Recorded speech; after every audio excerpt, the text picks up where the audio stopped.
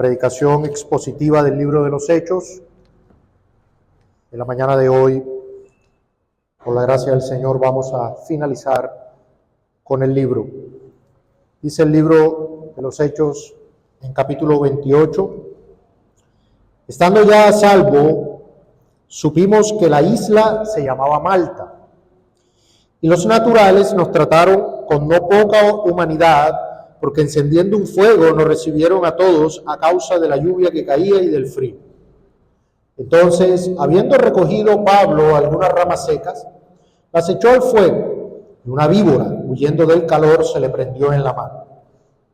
Cuando los naturales vieron la víbora colgando de su mano, se decían unos a otros: ciertamente este hombre es homicida, a quien, escapado del mar, la justicia no deja vivir. Pero él, sacudiendo la víbora en el fuego, ningún daño padeció. Ellos estaban esperando que él se hinchase o cayese muerto de repente, mas habiendo esperado mucho y viendo que ningún mal le venía, cambiaron de parecer y dijeron que era un dios. En aquellos lugares había propiedades del hombre principal de la isla llamado Publio, quien nos recibió y hospedó solícitamente 3 días. Y aconteció que el padre de Publio estaba en cama, enfermo de fiebre y de disentería. Y entró Pablo a verlo.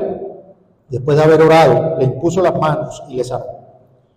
Hecho esto, también los otros que en la isla tenían enfermedades venían y eran sanados, los cuales también nos honraron con muchas atenciones, y cuando zarpamos nos cargaron de las cosas necesarias. Pasados 3 meses nos hicimos a la vela en una nave alejandrina que había invernado en la isla, la cual tenía por enseña a Cástor y Pólux. Llegados a Siracusa, estuvimos allí 3 días. De allí, costeando alrededor, llegamos a Regio, y otro día después, soplando el viento sur, llegamos al segundo día a Puteoli, donde, habiendo hallado hermanos, nos rogaron que nos quedásemos con ellos 7 días, y luego fuimos a Roma. De donde, oyendo de nosotros los hermanos, salieron a recibirnos hasta el foro de Apio y las 3 tabernas, y al verlos, Pablo dio gracias a Dios y cobró aliento. Cuando llegamos a Roma, el centurión entregó los presos al prefecto militar, pero a Pablo se le permitió vivir aparte, con un soldado que le custodiase.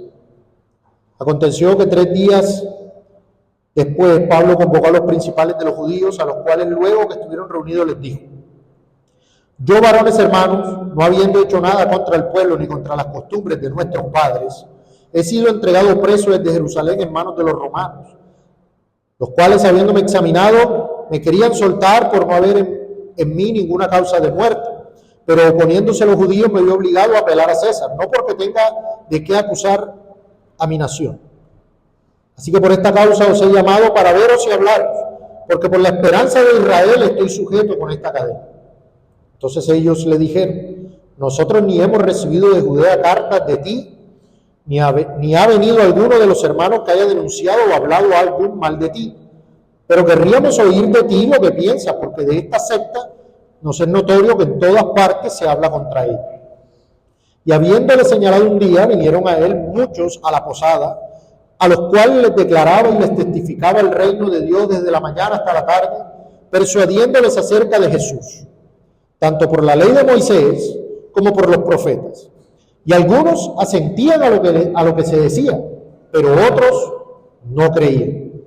Y como no estuviesen de acuerdo entre sí, al retirarse les dijo Pablo esta palabra: bien habló el Espíritu Santo por medio del profeta Isaías a nuestros padres diciendo: ve a este pueblo y diles, de oído oiréis y no entenderéis, y viendo veréis y no percibiréis, porque el corazón de este pueblo se ha engrosado, y con los oídos oyeron pesadamente, y sus ojos han cerrado, para que no vean con los ojos, y oigan con los oídos, y entiendan de corazón, y se conviertan, y yo los sano.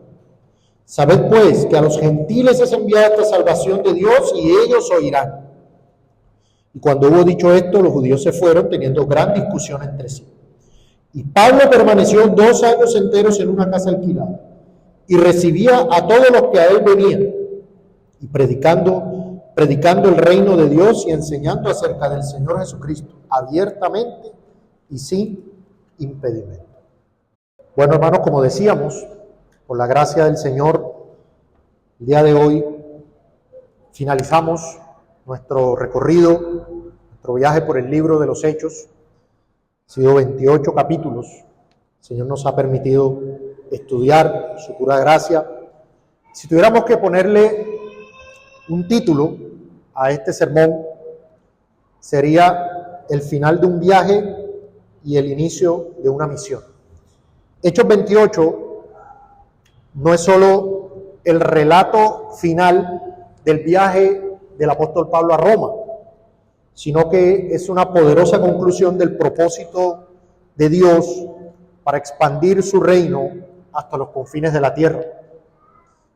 Nosotros, a través de la narración de su estancia en Malta y su ministerio en Roma, vemos cómo el Evangelio sigue avanzando a pesar de todas las dificultades. Así que en esta enseñanza no solamente vamos a explorar el contenido del capítulo 28, sino que también nos va a servir como un cierre general del libro, resaltando cómo la obra del Espíritu Santo a través de la Iglesia continúa hasta el día de hoy aún. Recordemos que en esta última parte estamos finalizando un viaje físico y espiritual que comenzó en Jerusalén y que culmina en Roma, el epicentro del poder mundial en ese tiempo. Es un tipo del mundo, por decirlo de alguna forma. Y allí es donde termina el apóstol Pablo predicando. El Evangelio, a través de todo este libro, vemos cómo rompió barreras culturales, religiosas, geográficas. El Evangelio avanzó a pesar de todo, de tal manera que aquí estamos nosotros, creyendo en el nombre del Señor Jesucristo. Un evangelio que comenzó a ser predicado desde Jerusalén, llegó y ha llegado hasta los confines de la tierra.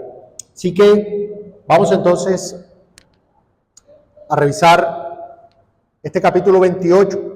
Pero recordemos un poquito del contexto anterior. Recordemos que en Hechos 27, lo estuvimos estudiando el domingo anterior, vemos que el apóstol Pablo, con sus acompañantes, incluyendo a Lucas y demás, fue embarcado en un viaje hacia Roma como prisionero, y que a pesar de sus advertencias, la tripulación decidió zarpar, enfrentándose con una feroz tormenta. Recordemos que hubo incluso un viento fuerte, conocido como Euroclidón, y esta tormenta hizo que naufragaran, o sea, los deja inicialmente a la deriva y finalmente proceden al naufragio. Pero en Hechos 27, verso 22, vimos que el apóstol Pablo les asegura que ninguna vida se perdería, aunque el barco sería destruido. Y aquí vemos la promesa de Dios manifestada a través de su siervo. Y el capítulo terminó con el naufragio en una isla desconocida hasta ese momento, donde todos lograron llegar a la orilla a salvo. Comienza el capítulo 28 en verso 1, diciendo: estando ya a salvo, supimos que la isla se llamaba Malta. Malta es una pequeña isla en el Mediterráneo, estratégicamente ubicada entre Cilicia y el norte de África. A pesar de su tamaño, la isla jugó un papel crucial en el plan de Dios para el avance del Evangelio. Pablo llega a esta isla no por una planificación propia, no por un deseo personal, sino por la voluntad de Dios. Malta no era un destino planeado por Pablo, ni por los demás. Pero en el propósito divino, en medio de su viaje, tuvieron que hacer esta escala. El versículo 2 dice que los naturales, o sea, las personas que estaban allí, que habitaban en Malta, los trataron de una buena manera, los atendieron. Estos habitantes de Malta se les llamaba bárbaros, pero no se les llamaba bárbaros porque fueran salvajes o algo así. Simplemente se usaba la palabra bárbaros porque ellos no hablaban ni griego ni latín. Entonces las personas que no hablaban estos idiomas, que eran los mayormente conocidos, se les llamaba bárbaros. Pero estos bárbaros muestran una notable hospitalidad a los náufragos. Encendieron fuego, los acogieron, a pesar incluso de las difíciles condiciones climáticas. Aquí podemos empezar a ver una aplicación inicial, y es que Dios utiliza circunstancias y aún personas inesperadas para mostrarnos su cuidado y su provisión. A veces, aquellas personas que consideramos extrañas pueden ser instrumentos de bendición en nuestras vidas, y decíamos algo de eso en la enseñanza pasada. Hay veces que uno ora al Señor y el Señor manda una bendición por un medio que nosotros no esperamos. O sea, generalmente nosotros esperamos que las bendiciones vengan de parte de la misma iglesia o de los hermanos, pero el Señor puede valerse de otros medios. No sé si alguno recordará una anécdota que contaba el pastor Juan Pablo Cruz, de que en un momento de dificultad en la iglesia local, en donde se necesitaba una provisión para enviar una misión, ellos estuvieron orando al Señor, pidiendo por provisión.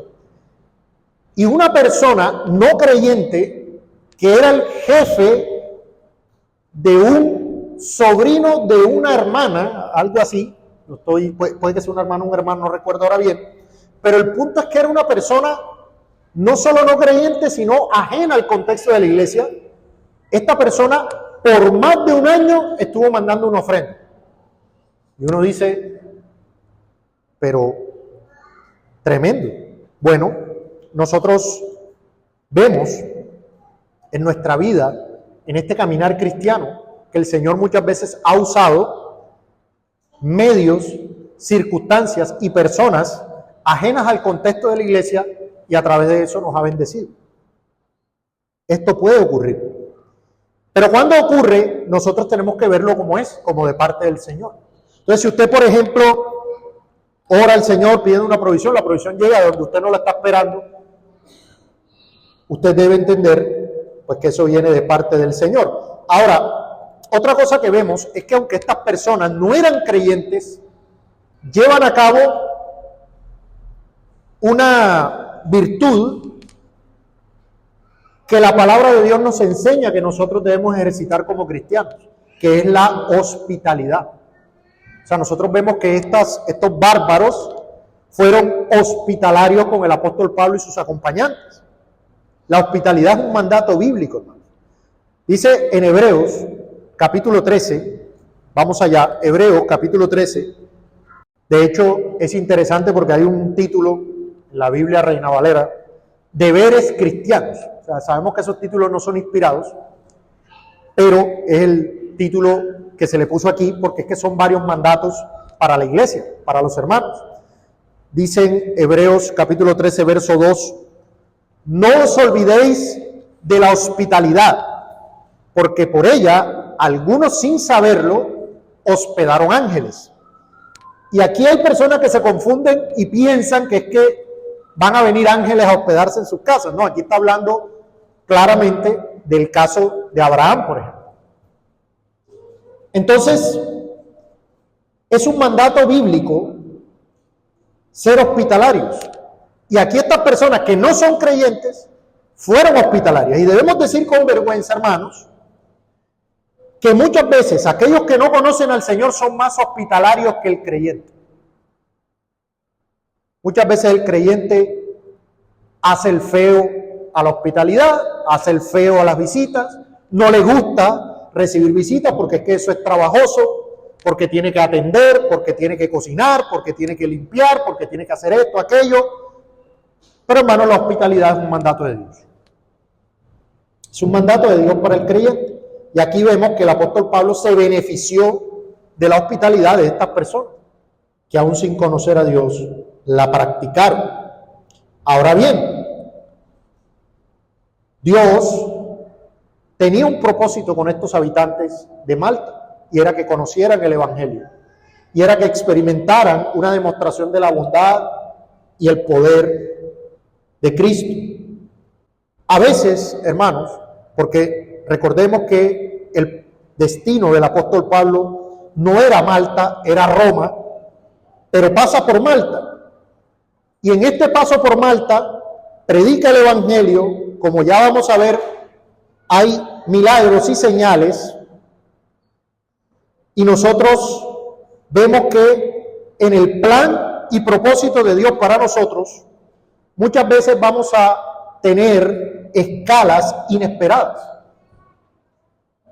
Pero Dios muchas veces usa eso para glorificarse y para usarnos y ser canal de bendición para otros. Bueno, muchas veces nosotros no tenemos pensado una circunstancia, pero el Señor en su providencia nos lleva a esa circunstancia, y en esa circunstancia nosotros tenemos que seguir obrando cristianamente, dando testimonio de Cristo, predicando el Evangelio, siendo de bendición para otros. Un ejemplo contemporáneo, por decirlo de alguna manera, puede ser el de alguien que pierde un trabajo que anhelaba, termina en un camino diferente, pero resulta que allá fue de bendición para otro.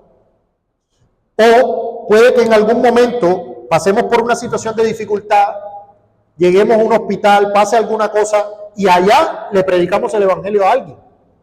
Hay veces o hay situaciones que uno tiene en la mente, no ocurren como uno las pensaba, pero en medio de lo que ocurre aquí, podemos ser de bendición para otros. Pablo tenía claro que él debía llegar a Roma, pero pasó por Malta y ahí predicó el Evangelio. Y ahí fue de bendición para los habitantes de Malta. Entonces, ¿cuál es el punto, hermanos? Que sea cual sea el punto en donde estemos o donde el Señor nos lleve, allí tenemos que seguir cumpliendo nuestro propósito y nuestro llamado, sea donde sea que estemos, así no sea la circunstancia que anhelamos. Dice en el versículo 3 que el apóstol Pablo empieza a recoger ramas, las echa al fuego y ocurre un evento que es muy conocido por muchos dentro del medio cristiano, y es que una serpiente, una víbora, se le prende de la mano. Le parecerá increíble, pero hay una secta en los Estados Unidos donde, como parte de su culto, manipulan serpientes.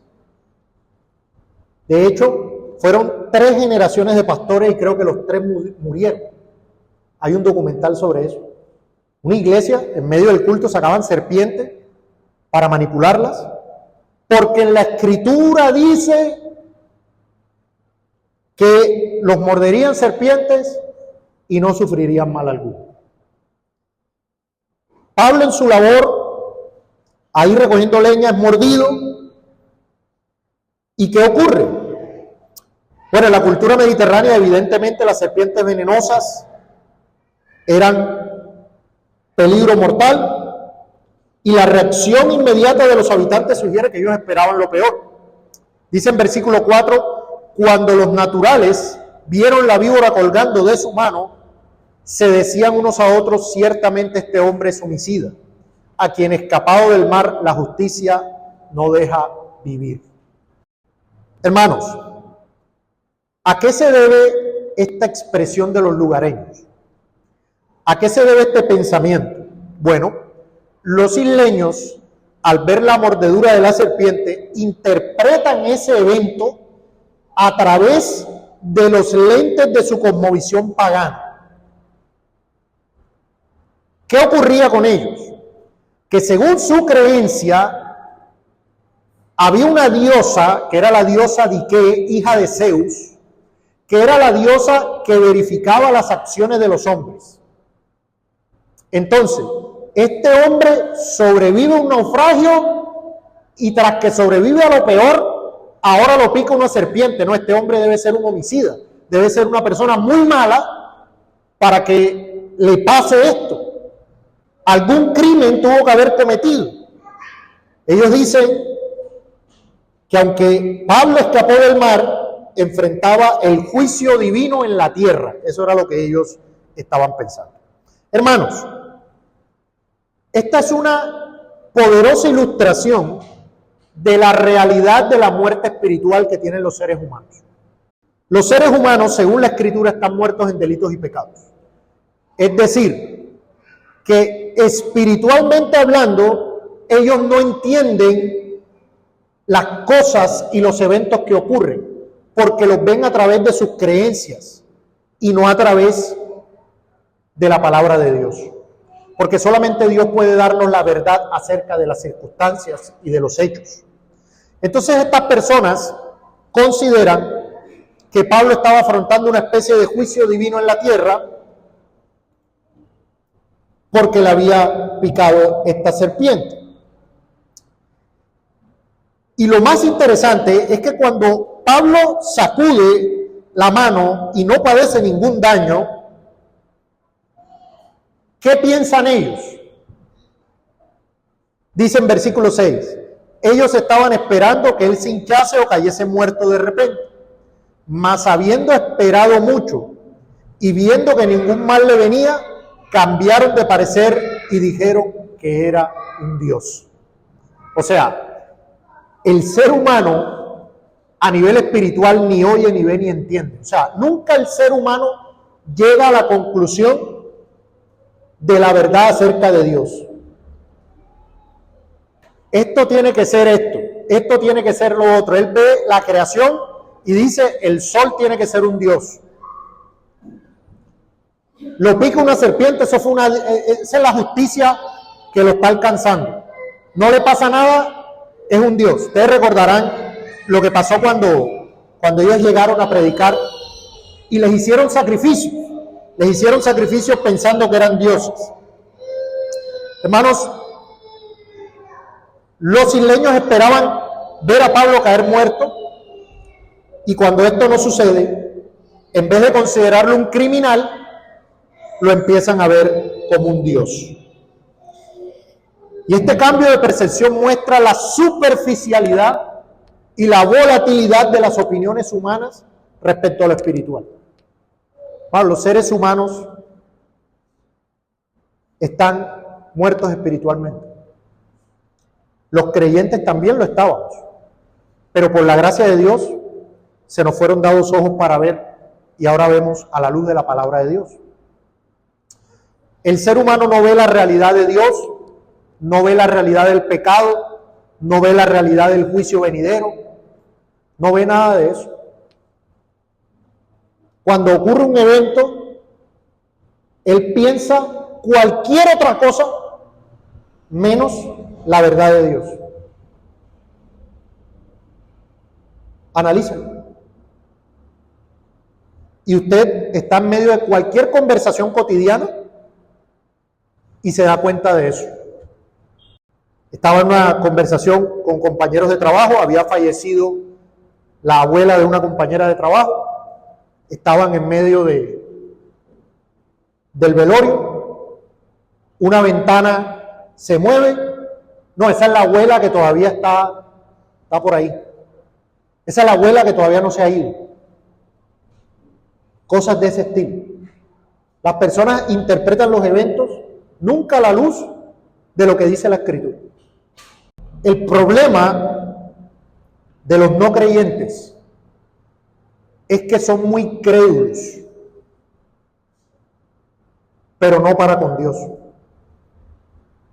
El no creyente está dispuesto a poner su confianza y su fe en cualquier cosa menos en el Dios vivo, menos en el Evangelio de Jesucristo.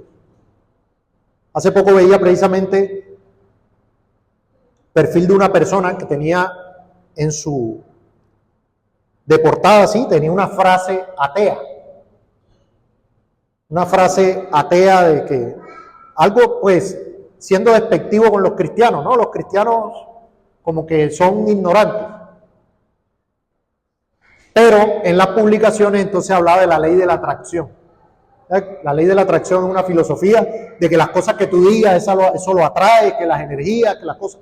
Entonces, una persona, hermanos, no creyente, usted le habla de Cristo, le habla de la Biblia, le habla del Evangelio, y la persona no quiere saber nada de eso.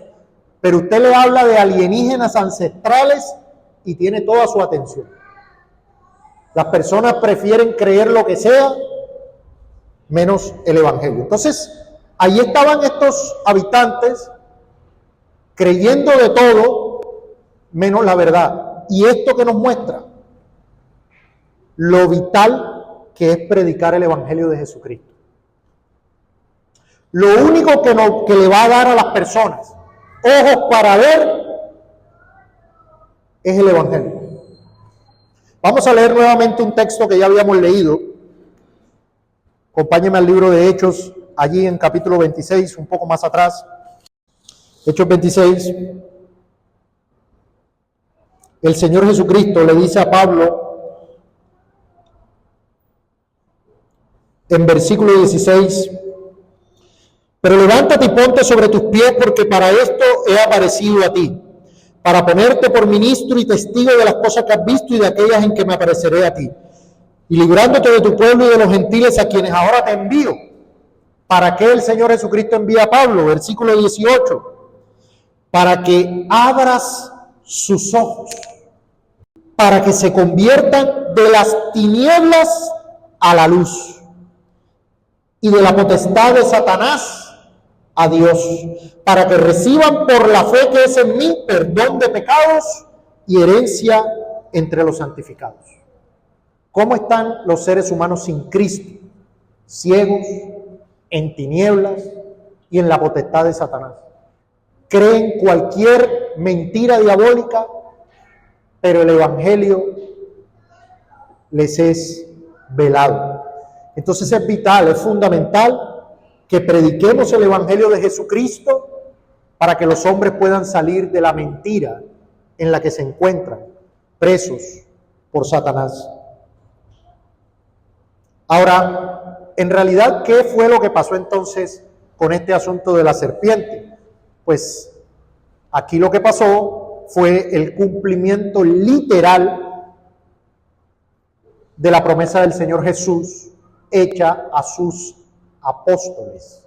Marcos capítulo 16, versículo 17, dice, el que creyere y fuere bautizado será salvo, mas el que no creyere será condenado. Y estas señales seguirán a los que creen. En mi nombre echarán fuera demonios, hablarán nuevas lenguas, tomarán en las manos serpientes, y si bebieren cosa mortífera, no les hará daño. Sobre los enfermos pondrán sus manos y sanarán. Eso es lo que vemos aquí, que pasó con el apóstol Pablo. En Marcos 16, verso 17, menciona que ellos no sufrirían daño de serpientes. ¿Cuál es el problema? Que muchos han interpretado esto como una promesa para todos los creyentes. Permítame decirle algo, mi querido hermano, así suene duro, y lo voy a decir de una manera cruda. Si usted toma una serpiente venenosa en sus manos y lo muerde, se va a morir. Punto. Entonces, no busque meterse en situaciones peligrosas. Esto no es un pase libre o una vía libre para que el creyente tiente a Dios. Cuando usted lee Marcos capítulo 16, en su contexto, con cuidado, se va a dar cuenta que esta no es una promesa para todos los creyentes. Y usted dirá, pero es que ahí dice los que creen. Sí, pero tiene que leer el contexto. Y el contexto habla de la incredulidad de los apóstoles respecto a la resurrección del Señor Jesús. Entonces usted se va a dar cuenta que esta promesa fue dada para el ministerio fundacional apostólico. Es decir, hubo una protección sobrenatural de parte de Dios a sus apóstoles en su labor fundacional de la iglesia. Y eso es lo que pasó con el apóstol Pablo. El apóstol Pablo tenía una misión, tenía una labor dada por Dios, un ministerio especial apostólico delegado por Cristo, y en medio de esa labor Dios, a través del Espíritu Santo, les dio unos carismas, unos dones especiales y particulares a ellos, como apóstoles. Los protegió en situaciones como esta, en donde una serpiente, esto es algo absolutamente sobrenatural, inexplicable desde un punto de vista médico, y este fue un asunto para el apóstol Pablo en particular. Esto no quiere decir que tenemos que meternos en situaciones peligrosas porque somos creyentes en el Señor Jesús y entonces busquemos situaciones peligrosas que igual no nos va a pasar nada. Eso no es lo que enseña el texto. Aquí lo que vemos es el poder de Dios, el poder soberano de Dios en la era fundacional de la iglesia. Y esto ocurrió en otras ocasiones. Usted recordará lo que pasó con Daniel en el foso de los leones. Usted recordará lo que pasó con Sadrach, Mesach y Abednego en el horno de fuego. Vaya y métase en el horno de fuego. Vaya y expóngase a unos leones hambrientos para que vea usted lo que le va a pasar. Esos fueron asuntos puntuales que iban conforme al propósito divino en esos momentos. También dice ahí en Marcos que pondrían las manos sobre los enfermos, y eso es lo que vemos aquí en nuestro texto. Dice que el apóstol Pablo ora y pone sus manos sobre el enfermo padre del principal de la isla. Y que este acto, combinado con la fe en el poder de Dios, obtiene como resultado la sanidad. La sanidad no provino de Pablo, provino del Señor, ¿sí? Pero aquí hay un principio que podemos aprender, hermanos, y que poco aplicamos. En Santiago capítulo 5, verso 14, hay un mandato que sí podemos aplicar siempre. Santiago, capítulo 5, verso 14, dice: ¿está alguno enfermo entre vosotros? La respuesta casi siempre sería sí. Entonces, ¿qué hacemos? Llame a los ancianos de la iglesia. Y esto es interesante, porque muchas veces en la iglesia local nosotros somos tan orgullosos que en vez de aplicar y practicar los métodos divinos, empezamos a hacer un montón de cosas según nuestra propia comprensión. ¿Está alguno enfermo? Uno va al médico, uno hace lo que tiene que hacer, pero hay algo que Dios nos ha dejado. ¿Qué es? Llame a los ancianos de la iglesia y oren por él, ungiéndolo con aceite en el nombre del Señor, y la oración de fe salvará al enfermo y el Señor lo levantará. Sabemos también, este texto lo hemos estudiado, sabemos que este texto tiene que ver con un asunto más espiritual, pero el punto es que aún hoy, hermanos, nosotros debemos recurrir a la oración y al apoyo ministerial cuando estamos en una situación de enfermedad. Y eso no lo aplicamos. Y es interesante que aquí dice, llame. ¿Quién debe hacerlo? El que está enfermo. No, porque es que la iglesia debe saber que yo estoy enfermo. Ese es el orgullo. Bueno, llame. Ah, que no hay ancianos. Bueno, pero tiene que haber liderazgo, tiene que haber varones ahí presidiendo. Llame. Llame y que oren. Eso es algo que hoy en día podemos aplicar. Ahora, ¿qué es lo que ocurre cuando el apóstol Pablo ora y el Señor obra esta sanidad por medio de él?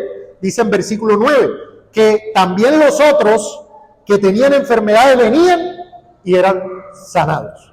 Después de la sanidad, otros enfermos acuden a Pablo, y aunque el texto no lo menciona literalmente, yo creo que es bastante evidente que esas personas no solamente se fueron con sanidad. Todas estas personas, el apóstol Pablo era evangelista de una manera poderosa. Todas estas personas en Malta que llegaron, seguramente se fueron conociendo el evangelio de Cristo. Seguramente se les predicó el evangelio del Señor. Se abrió esta puerta para que muchas personas vinieran y pudiera haber un evangelismo masivo. Hermanos, aunque hoy en día nosotros no tenemos este don de sanidad, sí es cierto que nuestras acciones de amor y servicio pueden traer oportunidad para testificar del amor de Dios. A través de esta sanidad luego llegó mucha gente, pero nosotros, a través de un testimonio piadoso, a través de un servicio abnegado, a través de amor por nuestro prójimo, podemos abrir la puerta para evangelizar y dar a conocer el nombre del Señor Jesús. Por eso es que en Mateo leíamos este texto, ¿verdad? Mateo 5:16. El Señor Jesucristo dice: así alumbre vuestra luz delante de los hombres, para que vean vuestras buenas obras y glorifiquen a vuestro Padre que está en los cielos. El Señor bendice grandemente al apóstol Pablo y a sus acompañantes, dice en el versículo 10, los cuales también nos honraron con muchas atenciones, y cuando zarpamos nos cargaron de las cosas necesarias. Los habitantes de Malta, agradecidos por lo que Pablo había hecho, respondieron con gran generosidad y le proporcionaron al apóstol y a sus compañeros todo lo que necesitaban para continuar su viaje. El Señor bendijo al apóstol Pablo a través de los habitantes de Malta. Entonces, ¿qué podemos aplicar a la luz de esto, hermanos? El apóstol Pablo, donde llegaba, mostraba el nombre del Señor Jesucristo, no solamente con el evangelio predicado, sino también con su testimonio, con sus acciones, con su servicio. Notemos, por ejemplo, que a pesar de la hospitalidad que le estaban brindando estos habitantes, ¿por qué a Pablo lo pica una serpiente? Porque Pablo, a pesar de la hospitalidad que estaba recibiendo, él también estaba procurando servir, o sea, él fue a buscar ramas y fue a traerlas. Y es ahí en medio de eso que es picado. Hermanos, donde nosotros lleguemos tenemos que mostrar un testimonio cristiano. Y eso abre puertas para que podamos predicar el evangelio. Muchas veces el cristiano cierra la puerta para poder testificar de Cristo por su mal testimonio. Esto es una realidad. Estamos en el lugar de trabajo, somos las personas más amargas del mundo, somos las personas menos amables que existen, nunca saludamos, nunca servimos, nunca hacemos algún bien, y de repente cogemos a una persona a decirle que se arrepienta porque es pecador. Imagínese eso. No es que tú eres pecador, arrepiéntete. Como que no es coherente nuestro testimonio con nuestro mensaje. Pero el apóstol Pablo, donde llegaba, servía, trabajaba, no servía de carga o no era de carga, y eso le abría cada vez más puertas. Por eso es que en Gálatas capítulo 6, verso 9 se nos dice: no nos cansemos pues de hacer bien, porque a su tiempo segaremos si no desmayamos. Así que según tengamos oportunidad, hagamos bien a los creyentes. No, aquí dice hagamos bien a todos. Gálatas capítulo 6, versos 9 y 10. Hagamos bien a todos. Sirvamos, testifiquemos. Y llegado el momento, eso nos va a abrir puertas para hablar del Señor Jesús. Mire lo que dice en Colosenses capítulo 4, verso 5. Andad sabiamente para con los de afuera. Si ve este lenguaje nuevamente de afuera y adentro, ¿qué es afuera? Pues los que no son creyentes, los que están fuera de la iglesia. Andad sabiamente para con los de afuera, redimiendo el tiempo, sea vuestra palabra siempre con gracia, sazonada con sal, para que sepáis cómo debéis responder a cada uno. Ahora, esta labor de evangelismo y de testificar demora alrededor de 3 meses. Nótese que en versículo 11 dice que después de 3 meses, Pablo y sus compañeros se embarcan, ahí sí, hacia Roma. hacia el destino final. Y se embarcan en un barco llamado Castor y Pollux. Ese era el nombre de la embarcación. Las embarcaciones les colocaban nombres.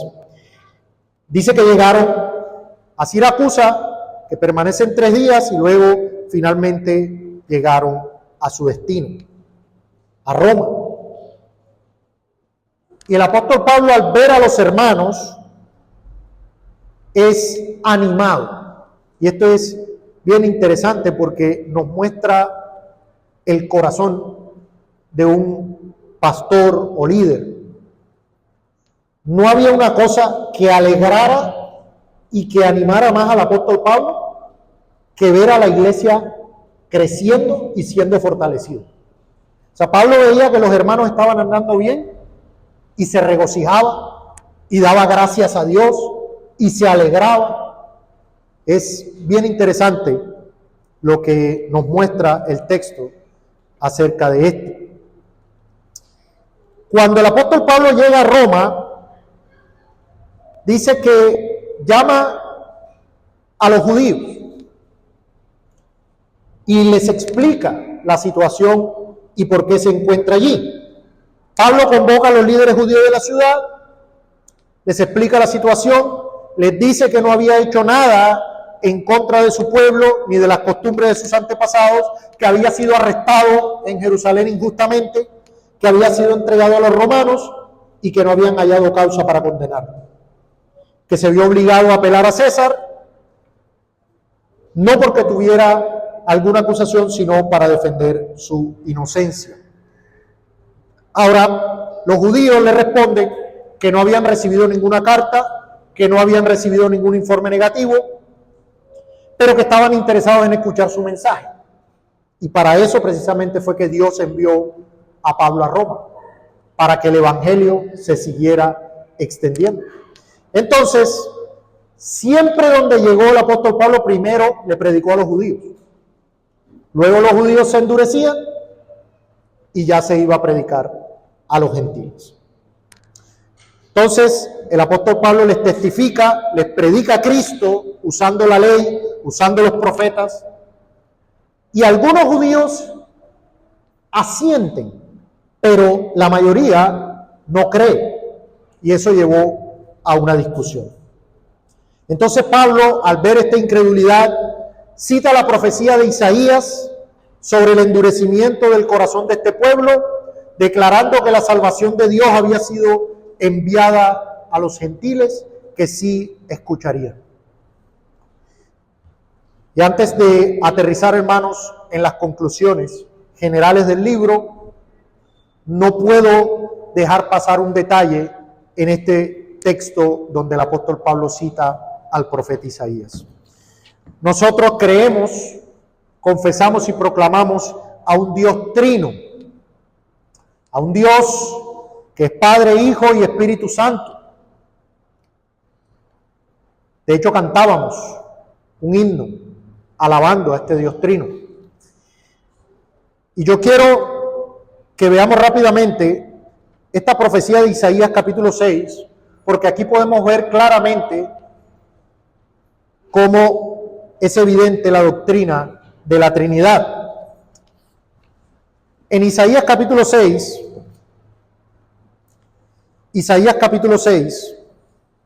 que es la profecía que Pablo le cita a los judíos aquí, dice lo siguiente: en el año que murió, Isaías 6:1, en el año que murió el rey Usías, vi yo al Señor sentado sobre un trono alto y sublime, y sus faldas llenaban el templo. ¿Quién es este Señor? Versículo 3.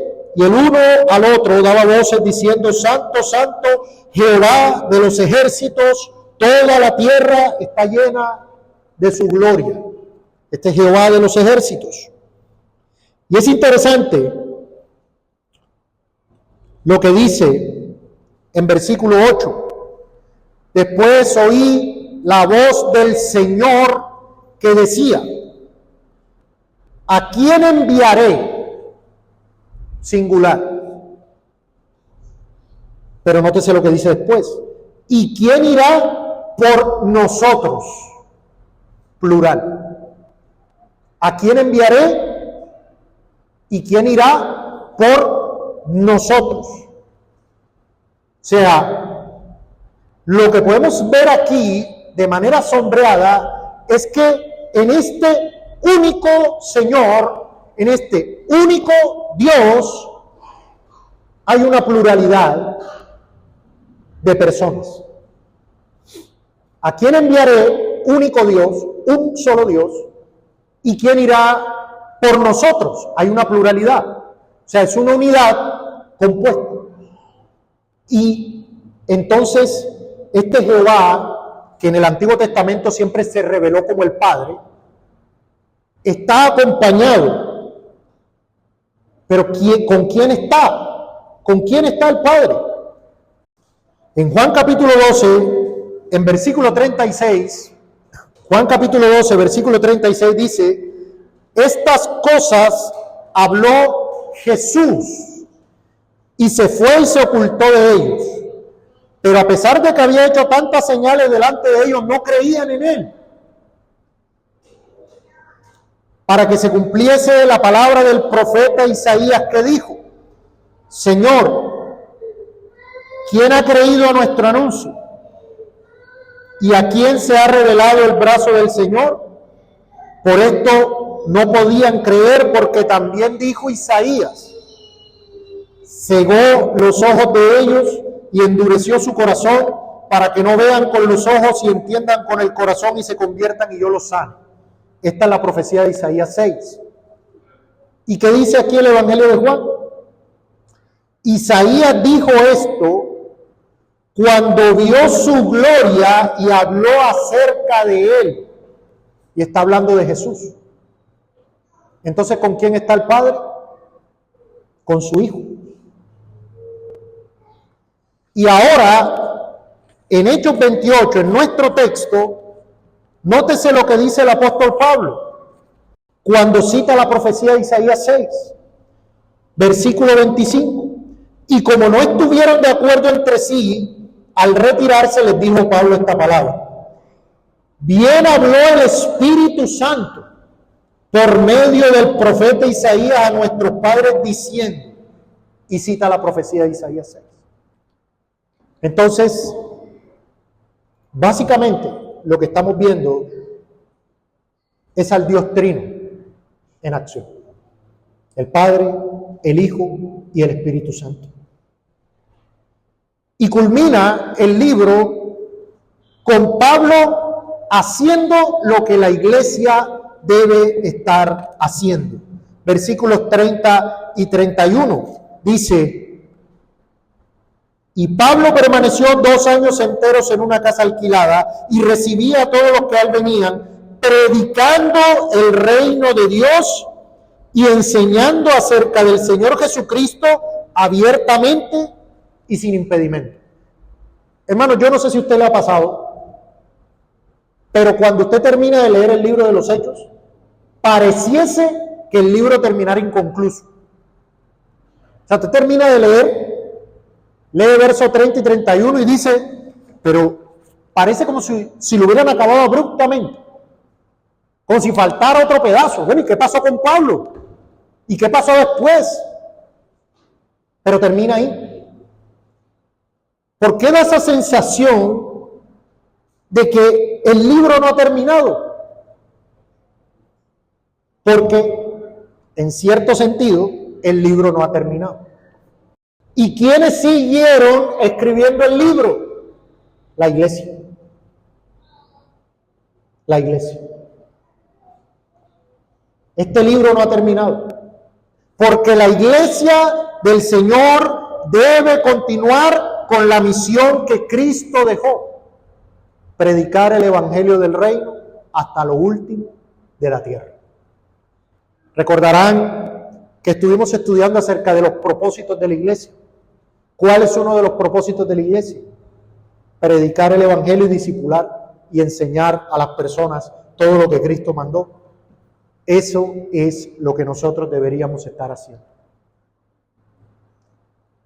El libro termina con la segunda venida del Señor Jesucristo. Pero mientras estemos en esta era, tenemos que seguir proclamando el nombre del Señor Jesucristo.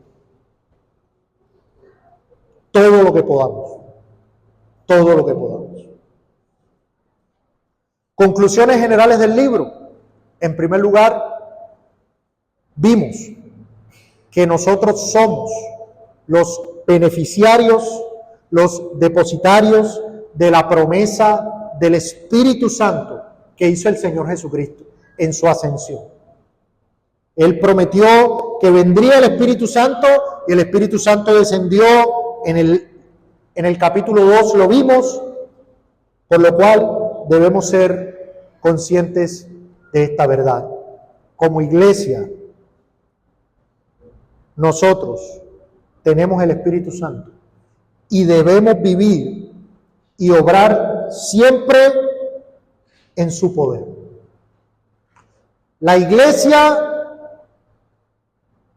es quien capacita, dirige y protege a los creyentes en su misión, siendo la fuerza motriz detrás del avance del Evangelio el poder del Espíritu Santo.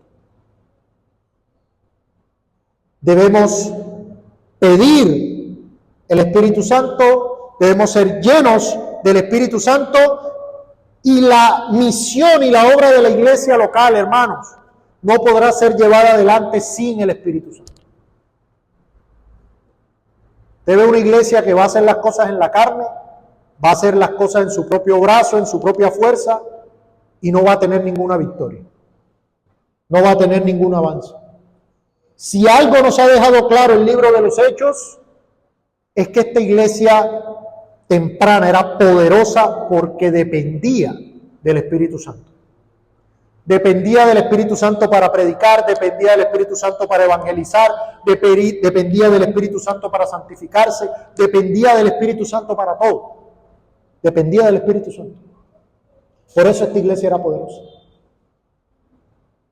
Dame una iglesia con recursos, con dinero, con pantallas, con sitio, con sillas de lujo,